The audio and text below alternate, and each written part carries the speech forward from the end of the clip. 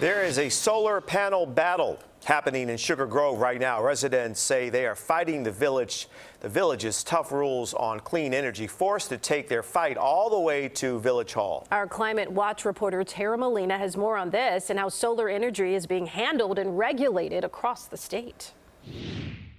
It's a perfect day for anyone with solar panels, and a couple that lives here tells me they should be part of that group. But 8 months later, they're still fighting local regulations when they could be soaking up this sun. 37 solar panels, 30 in the back, 7 in the front.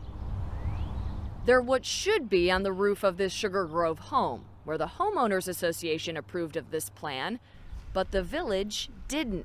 So it's been kind of a wild ride.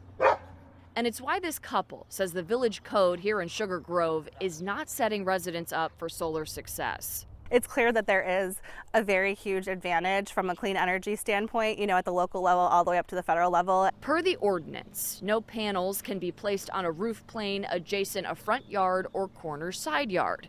Here, that means only installing the 30 back panels, losing about 20% of their system. We would save $10,000 more if we had the full array. Just taking money out of the pockets of residents in the short term or long term. Oh my goodness. It's a fight Rebecca and Mike found worthwhile, not only for them and savings on utility costs, but for clean energy in Illinois. When you look at federal legislation and state legislation, it seems like there's this train that's running, right? And it's just, I kind of feel like our town's trying to step in the way of it. It's stifling demand and holding back the village from moving forward in general. What they didn't realize? It would take 8 months of back and forth, countless emails and letters, a required nearly $800 fee for a formal petition to change the village rule, and several public meetings just to get here. The village board is set to vote on changing the ordinance Tuesday. We took a larger look at this and found state rules allow cities, towns, and villages to come up with their own guidelines when it comes to solar energy. But state laws do encourage solar and alternative energy.